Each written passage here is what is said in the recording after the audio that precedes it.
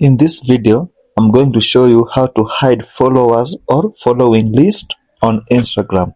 As usual in this channel, we don't waste our viewers' time. Let's get started.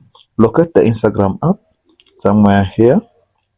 After locating the Instagram app, click on your profile picture here at the bottom. Then click on the three dots to the top. We normally call them the hamburger sign. Sorry, the three bars. These ones here. Just tap on it gently like that. Then after doing that, make sure you follow every step here so you don't make any mistake. Okay, you will see several options here.